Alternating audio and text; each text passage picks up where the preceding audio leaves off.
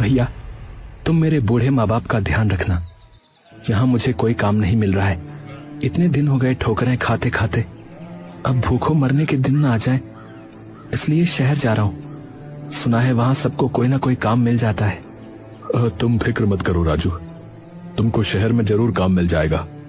और काका काकी का ध्यान रखने के लिए हम है ना, ये दोनों तो मेरे माँ बाप के समान है। भैया आप पर विश्वास है, तभी शहर जाने की हिम्मत हो पाई है। भैया ये कुछ रुपए रख लो, माई बापू की देखभाल में काम आएंगे। मेरा बच्चा इतना सोचता है हमारे बारे में कि पड़ोसी को हमारा ध्यान रखने के लिए रुपए देकर जा रहा है। भैया ट्रेन का टाइम हो जाएगा, स्टेशन टाइम से जाना है, नहीं तो ट्रेन छूट जाएगी। मैं सामान लेकर आता हूँ।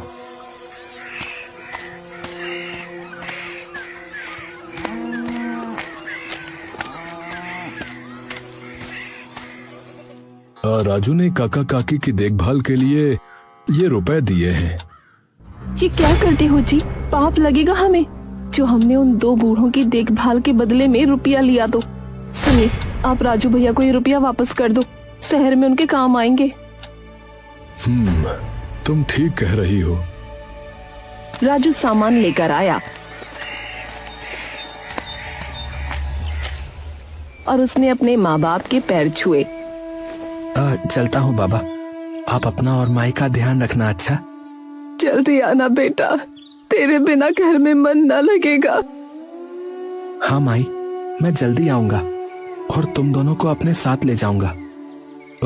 चल राजू, वरना देर हो जाएगी रे।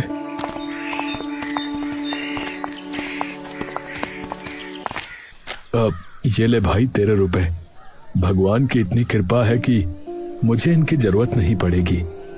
काका काकी मेरी जिम्मेदारी है, इसके बदले अपने छोटे भाई से रुपए लूंगा तो देख पाप चढ़ेगा। अरे भैया तुम ऐसा मत सोचो। अरे नहीं नहीं, तू रख इन्हें, शहर में काम आएंगे तेरे रे।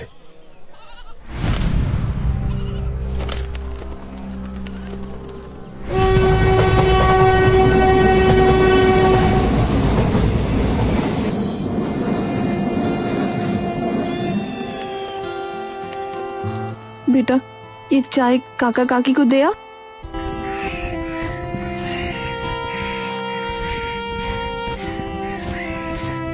काकी, ओ काकी, चाय लाया हूँ। आजा बेटा, भीतर आजा।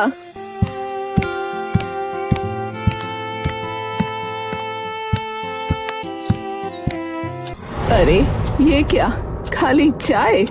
अपनी माई से कहना मैं खाली चाय ना पीती, कोई नमकीन पकौड़ा हो तो साथ में भेजे, ऐसे चाय गले से नहीं उतरती। ये तुमने ठीक नहीं किया भाग्यवान। उस बेचारी कुम्हारिन गामा ने सुबह सुबह हमारे लिए चाय भेजी, और तुमको नमकीन पकौड़ा खाना है तो खुद बना लो भाई। मजाक बना रहे हो मेरा? इस उम्र में खुद बनाने की हिम्मत होती तो ऐसे दूसरों का मुंह देखती। अरे वल्लभ और गामा हमारे पड़ोसी हैं। राजू के शहर जाने के बाद वो हमारा इतना ध्यान रख रहे हैं, यही बहुत है। आप भी ना बहुत भोले हो, सबको अपने जैसा समझते हो। अरे राजू ने वल्लभ को हमारी देखभाल के लिए रुपए दिए हैं, मैंने खुद आंखों से देखा है। मेरा तो जो मन करेगा खाने का मैं तो मांगूंगी। दोपहर में वल्लभ जागकर मिट्टी के बर्तन बना रहा था और गामा उन्हें ठीक से रख रही थी।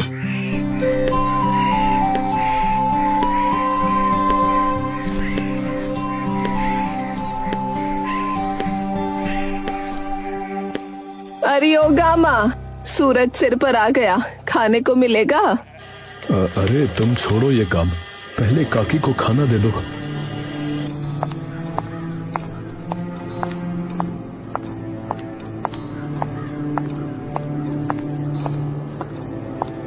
गामा ने काकी और काका को खाने की थाली दी, फिर काकी के पास जाकर बैठ गई।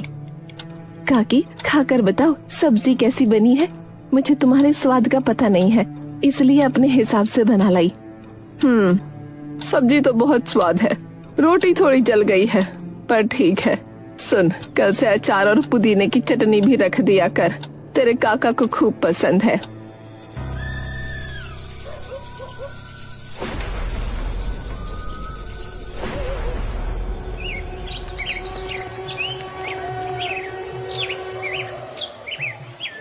काकी, अरे यो काकी, अंदर आ जाऊं? अरे इतनी सुबह सुबह आ गई, क्या हो गया? मैं सफाई कर रही थी तो सोचा तुम्हारे यहाँ भी झाड़ू लगा दूं। इस उम्र में तुमसे तो होगा नहीं, ये झाड़ू पोछा है ना। हाँ हाँ, आजा कर दे। अरे गामा, तू इतनी सुबह सुबह आ जावे है। हाँ काकी, सुबह सुबह सारे काम निपट जाए तो अच्छा होवे ना, फिर मैं आराम से तनु के बाबा के काम में हाथ बटाती हूँ।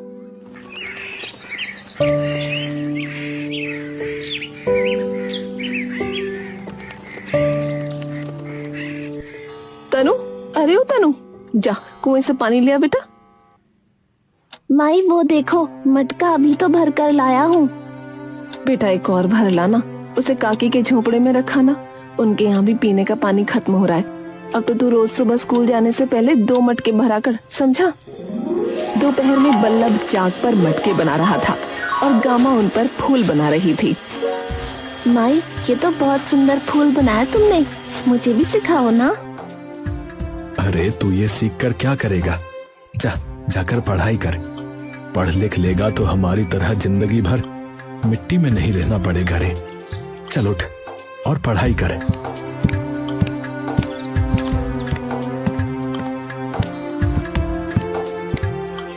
नौ एकम 9, 9 दूनी 18, 9 तिया 27। तभी काका काकी लाठी टेकते हुए वहाँ आ गए। अरे काका काकी, अरे आज आराम नहीं किया क्या? दोपहर के 3 बज रहे हैं। अरे तेरे काका है ना, न खुद आराम करे ना मुझे करने दे। अरे पूरा दिन झोपड़े में पड़े पड़े परेशान रहती है, इसलिए ले गया था घुमाने। अरे बाबा घूमने लेकर गए थे कि पैर तोड़ने? आह मैया री, कितना दुख रहे हैं। ए तनु, इधर आ जरा, पैर तो दबा, जान निकली जा रही है। अरे क्या करती हो तुम भी है? देख नहीं रही बच्चा पढ़ रहा है? अरे थोड़ा बाम लगा लेना। बल्लभ ने तनु को इशारा किया तो गामा उठ गई। काकी, बहुत दर्द हो रहा है क्या? लाओ मैं दबा देती हूँ। ना ना, तू रहने दे, तेरे काम का हर्जा हो जाएगा, फिर बाद में कहेगी काकी ने काम न करने दिया। बड़े बूढ़ों की सेवा तो पुण्य का काम है ना काकी।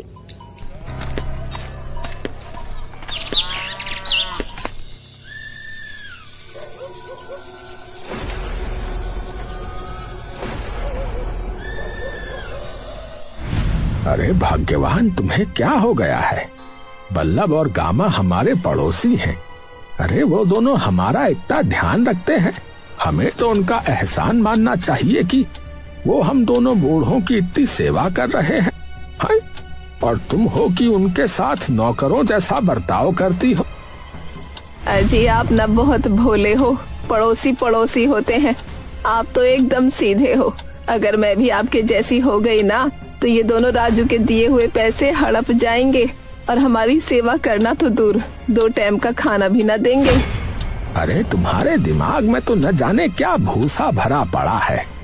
राजू ने कब रुपए दिए बताओ? आपको ना पता, मैंने खुद अपनी आंखों से देखा है। जब बेटे से हमारी देखभाल के रुपए लिए हैं, तो अब करे सेवा, मैं तो रौब चलाऊंगी। अरे मैं तो थक गया तुम्हें समझा समझा के, पर तुम हो भाई कि मानती ही नहीं। तो मत समझाओ, अब सो जाओ और मुझे भी सोने दो।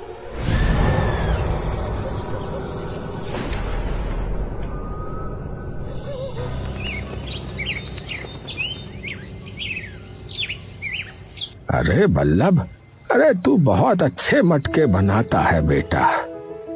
ये वाला बहुत अच्छा है। एरी गामा, घड़ा कितने का है? इस पर बड़े अच्छे फूल बने हैं। 5 रुपए का है काकी। सुने वाला मेरी कोठरी में रखवा दे। ठीक है काकी, अभी थोड़ी देर में तनु स्कूल से आएगा ना, तो इसे भर कर रख देगा। ले बल्लभ, ये ले ले, अरे नहीं नहीं काका, आप तो मेरे बाबा समान हैं। मेरे माई बाबा तो बचपन में ही चल बसे। मुझे उनका प्यार आप और काकी से मिला है। अगर मेरी माई ने घड़ा लिया होता तो क्या मैं उनसे रुपए लेता? आपसे ये रुपए लूंगा तो भगवान मुझे कभी माफ नहीं करेंगे। काकी ने काका को घूर कर देखा। तभी साहूकार और दो आदमी जिन्होंने लाठी ले रखी थी आकर चारपाई पर बैठ गए।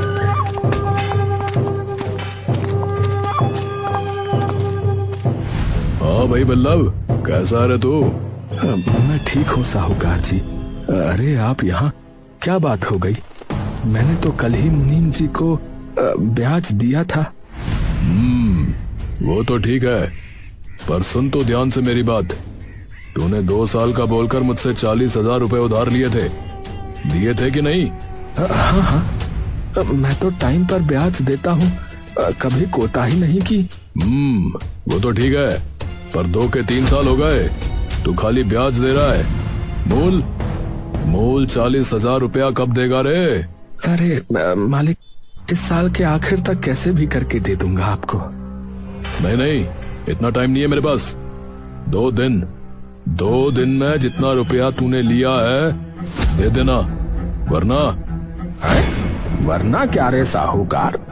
अरे काका, तुम बीच में नहीं पड़ो तो अच्छा है। ये मेरे और बल्लभ के बीच का मामला है। अरे 2 दिन में 40,000 रुपए? साहूकार जी, ये कैसे हो पाएगा बताइए? अरे वो मैं नहीं जानता, समझा? मुझे रुपयों की जरूरत है, मुझे मेरा रुपया चाहिए, समझा? साहूकार और उसके आदमी वहाँ से चले गए।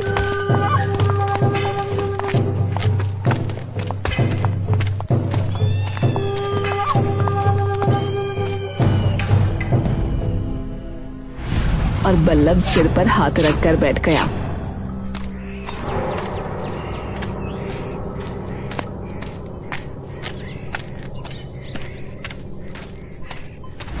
घर में काका तिजोरी में से डिब्बा निकालकर गहने देखने लगे। अजी, ये क्या कर रहे हो? देख रहा हूँ कि ये गहने कितने के होंगे।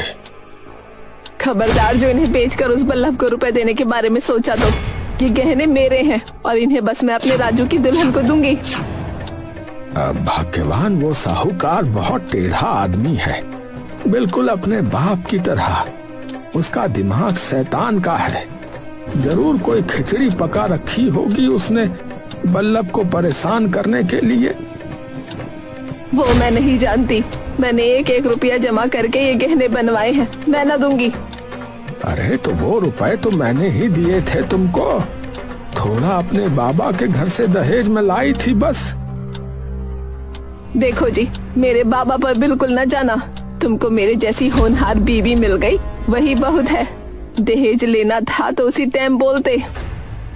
अरे नहीं चाहिए दहेज, तुम बस ये गहने ही दे दो। ना, बिल्कुल नहीं। इनके बारे में सोचना भी नहीं। ये मेरी बहू के हैं, समझे?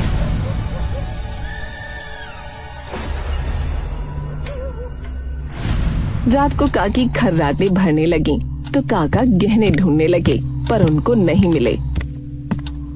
इसको गहनों से इतना मोह है, पता नहीं कहाँ छिपा कर रख दिए हैं। गहने नहीं मिलेंगे, सो जाओ। काका मुंह बनाकर सो गए।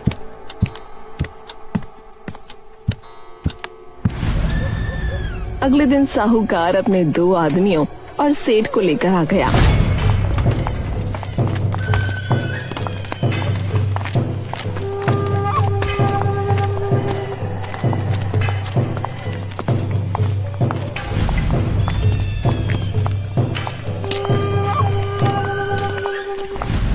भाई बल्लभ, ला रुपया ला, जल्दी कर। साहूकार जी, इतनी जल्दी 10,000 का ही इंतजाम हो पाया है। बाकी के 30,000 थोड़े दिन के बाद दे दूंगा। कुछ और दिनों की मोहलत दे दो। कुछ दिन मतलब 4 दिन, 30 दिन या पूरा साल? अबे देख, रुपया है तो दे, नहीं तो चुप बैठ। साहूकार ने इशारा किया तो एक आदमी सेठ को घर के अंदर ले गया।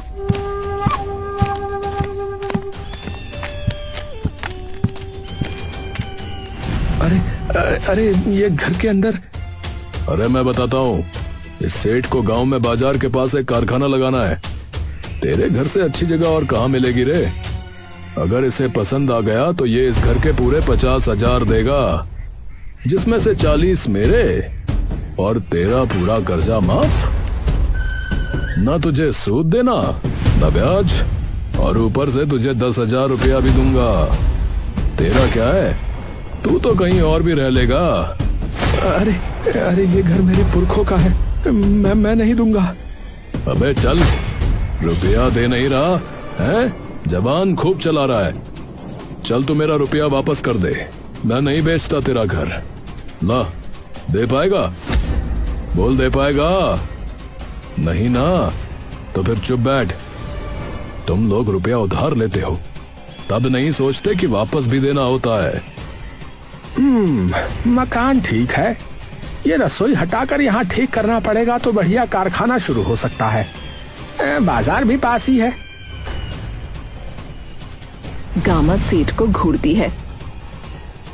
अरे ये औरत कौन है? कुम्हारिन है, इस घर में रहती है।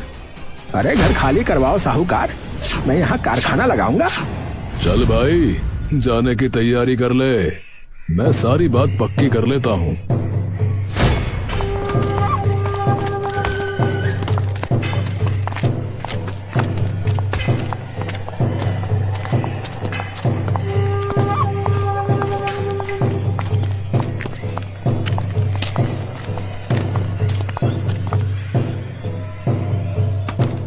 काका काकी आते हैं। अरे गामा, ये सेठ यहाँ क्यों आया था?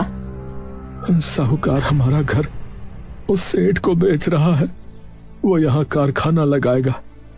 ये ठीक नहीं हो रहा बल्लभ, हिम्मत मत हार, कुछ कर बेटा। क्या करूं काका, घर में जो था सब बेच दिया, तब भी 10,000 रुपए ही हुए। लगता है ये घर अब हमारे नसीब में नहीं, पता नहीं कहां कहां ठोकरें खानी पड़ेंगी। हिम्मत मत हार बेटा, भगवान जरूर कुछ करेगा। अरे तुमने गहने नहीं दिए, अब देखो बल्लभ पर मुसीबत आन पड़ी है। बेचारा कुम्हार है, इतना पैसा अचानक से कैसे लेके आएगा? जब वापस नहीं दे सकता था तो उधार लेना ही नहीं था ना। इसको पता नहीं साहूकार शैतान आदमी है। तभी डाकिया आया। अरे काका, अरे तुम्हारी चिट्ठी आई है। लाओ भाई। अरे मेरी ऐनक जाने कहाँ रख दी। ए बेटा तू ही बताना किसकी चिट्ठी है? राजू की है। अरे मेरे बेटे की चिट्ठी है, पढ़ो ना। अरे मेरी ऐनक मिले तो पढ़ूं। आपकी ऐनक ऐसे टाइम पे ही गायब हो जाती है। मुझे पढ़ना आता तो आपसे कहती। तनु, अरे ओ तनु, इधर आ। हाँ काकी। बेटा जरा चिट्ठी तो पढ़। प्रणाम माई बाबा, मैं शहर में अच्छा हूँ, आप भी ठीक होंगे। शहर बहुत महंगी जगह है। मैं जितने रुपए लाया था वो तो मकान के किराए में दे दिए। वो तो अच्छा हुआ बल्लभ भैया ने मुझे रुपए वापस कर दिए, उनसे गुजारा चल रहा है। मुझे एक दुकान में काम मिल गया है, पर पगार कम है। जब पगार बढ़ेगी तो मिलने आऊंगा। राजू। बल्लभ ने राजू से रुपए नहीं लिए। कामा बेचारी की सेवा करती है और चुपचाप मेरी बातें सुनती है।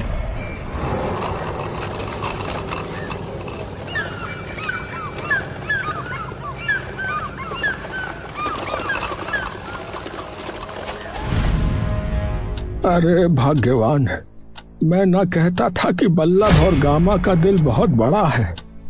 ये दोनों हमारी मन से इज्जत करते हैं, वरना आजकल के जमाने में बूढ़े पड़ोसियों को लोग पूछते भी नहीं। हाँ, मैंने इन दोनों को इतना तंग किया। हे भगवान माफ करना। अगले दिन 2 आदमी लाठी लिए आए। हाँ भाई बल्लभ, ओ बल्लभ, साहूकार जी ने कहा है 10 दिन में घर खाली करके चला जा। अरे ओ, बल्लभ को क्या कह रहा है? इधर इधर मुझसे बात कर। ये घर बल्लभ और गामा का है, ये यहाँ से न जाएंगे। जाके समझा दे अपने साहूकार को। अरे काकी, तुम इस मामले में मत पड़ो तो अच्छा होगा। अपने काम से काम रखो, समझी? अरे ओ, ये मेरे बेटे जैसा है, ये कहीं नहीं जाएगा। तुम निकलो यहाँ से। ठीक है फिर, साहूकार जी आएंगे कल बात करने। काकी, ये तुमने क्या किया? अब बात कहीं बिगड़ न जाए। अरे वो साहूकार खतरनाक आदमी है काकी। तुम दोनों को फिक्र न करो, जब तक मैं जिंदा हूँ तुम्हें इस घर से कोई न निकाल सकता। अरे भाग्यवान, अरे तुम्हारे मन में क्या चल रहा है? आप तो जानते हो मैं क्या कर सकती हूँ। तभी साहूकार आया। अरे बल्लभ, अरे ओ, तेरी इतनी हिम्मत कि तूने मेरे आदमी को धमकाया? साहूकार जी वो डर मत, तेरे काका और मैं तेरे साथ हैं। बोले से तू ये घर नहीं देगा। ये घर मेरे माई बाबा का है, मैं इसे नहीं दूंगा। साहूकार गुस्से में बल्लभ की ओर बढ़कर, तभी काका ने लाठी उसके सामने लगाई। जाके अपने बाप से बोल दे कि बल्लभ चंपा यानी मेरा बेटा है। तुम दोनों बाप बेटे अपनी औकात में रहो, वरना चंपा अपने असली रूप में आ जाएगी। अरे बुढ़िया, तू चंपा हो या कंपा, मेरे काम में टांग मत अड़ा, समझी? बल्लभ, 10 दिन के अंदर घर खाली कर दे।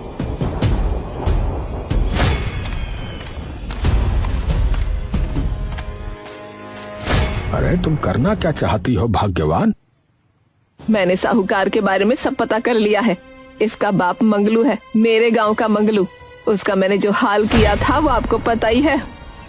अच्छा, ये वही है? ये मंगलू मेरे गांव का ही है। ये जवानी में मेरे पीछे पड़ा था। इसने मेरी माँ को धमकाया था कि मेरा ब्याह अपने सिवा किसी और के साथ न होने देगा। इसको लगा था कि मेरे बाबा ना है तो मैं डर जाऊंगी। जो हाल किया था मैंने इसका, इसे गांव छोड़कर भागना पड़ा था। शायद इसे पता नहीं कि मैं अब इसी गांव में रहती हूँ। बल्लभ, अब तो चिंता मत कर, तेरी काकी सब संभाल लेगी बेटा। लिख, छाया, मीना, पुष्पा।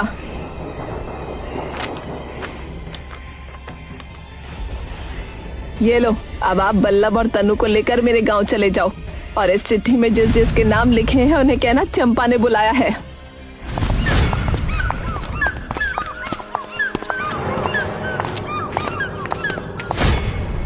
काकी, तुम क्या करने वाली हो? संभाल लोगी? साहूकार अपने गुंडे साथ लाएगा। सोच सोच कर ही मेरी आत्मा कांप जाती है।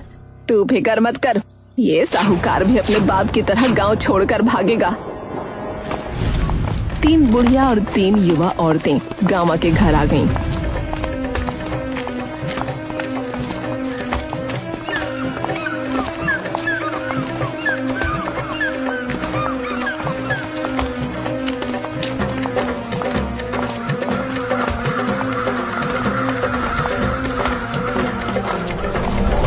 अरे आ गई तुम लोग, मुझे तो लगा था कहीं धोखा ना दे दो। अरे चल हट, चली तू गई थी ब्याह करके, यहाँ भी मंगलू मिल गया। जे तो पिछले जन्म का तेरा शत्रु है, शत्रु। गामा तू घबराना नहीं बिल्कुल, हम है ना साथ तेरे। जी काकी, आप लोग क्या करने वाली हैं वैसे? कुछ समझ नहीं आ रहा। जब मंगलू चंपा को तंग करता था ना, इसने क्या कहते हैं गैंग, इसने गैंग बनाया औरतों का, और ये चंपा हम सबकी नेता थी। गांव में कोई आदमी किसी औरत को तंग करता तो हम आ जाती। बड़े बड़े घबराते हैं हमसे। आने दो साहूकार को। 10वें दिन साहूकार अपने 2 आदमियों के साथ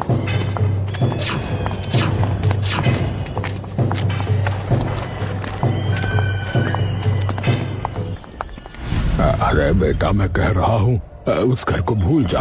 वहाँ वो चंपा है, चंपा। तू उसे जानता नहीं है बेटा।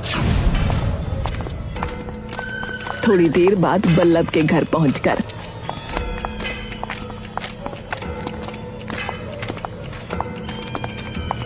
साहूकार के आदमी गामा के घर का सामान उठाकर फेंकने लगे। देख मान जा, चला जा यहाँ से। अरे ओ भैया, तू रोकेगी मुझे? चल रोक, रोक के बता। काकी ने इशारा किया तो घर के अंदर छिपी सारी औरतें काली साड़ी पहने, बाल खोले, हाथ में लाठियां लिए आ गईं।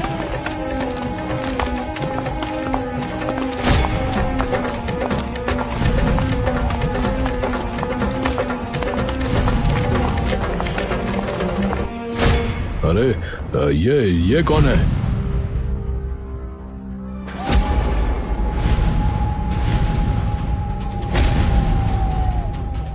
औरतों ने साहूकार और दोनों आदमियों को बहुत मारा। ले बेटा, ले तू भी ले, तू इसी लायक है। दोनों आदमी साहूकार को छोड़कर भाग गए। औरतों ने साहूकार और सेठ को कुर्सी पर बैठाकर बांध दिया। आज इनको सही रास्ते पर लाते हैं, बहुत उछलते हैं दोनों। ए सेठ, जरा भी हिलाना तो सीधा पेट में घुसेड़ दूंगी। उसने सेठ की आधी मूंछ काट दी। अरे मेरी मूंछ काट दी। अरे मुझे कहीं मुंह दिखाने के लायक नहीं छोड़ा। ये मंगलू का छोरा तो उससे भी बदसूरत लग रहा है। मुझे माफ कर दो, मैं ये घर खरीदना तो दूर, इस गांव में पैर भी नहीं रखूंगा, मुझे छोड़ दो। अब अपनी पे आई तो छोड़ दो। तू दूसरों की जमीन पर बुरी नजर रखता है, इतनी आसानी से छोड़ दे। रुपयों की गर्मी चढ़ी है ना, चल निकाल, जितना माल है सब निकाल। ये लो सब ले लो, पर मुझे जाने दो। औरत उसे खोल देती है। अरे मुझे भी जाने दो। अरे तुझसे तो अभी हिसाब किताब बराबर करना है। अरे गामा, कितना रुपया लिया था इससे? 40,000 काकी। और सूद कितना दिया है? 50,000। हर महीने जो बचता है वो इसको दे देते हैं काकी। क्यों रे चालाक आदमी, तुझे पता है गरीब आदमी से हर महीने सूद वसूलते रहो, वो मूल नहीं जोड़ पाएगा। 40,000 का 50,000 सूद खा गया तू। लारी उस तरह मुझे दे, इसका मुंडन मैं खुद करूंगी। काकी उस तरह चलाने लगी तो साहूकार रोने लगा। काकी ने आधा सर गंजा करके उसे छोड़ दिया। अरे चंपा, इसको आधा गंजा रहने दे, सूद वसूल लिया, मुंह छोड़ दे। मुझे माफ कर दो, मुझे माफ कर दो।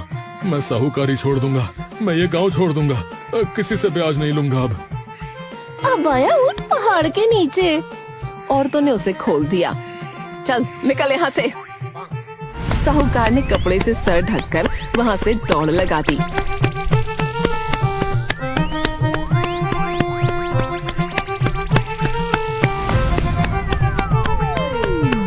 ये अब कभी इस गांव में दिखाई नहीं देगा चंपा। अब हम सब भी चलते हैं। कुछ दिन और रुक जाते। अब यहाँ से जाना ही ठीक रहेगा।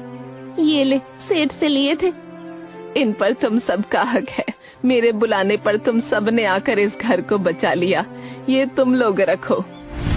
2 दिन बाद काका, बल्लभ और तनु आ गए।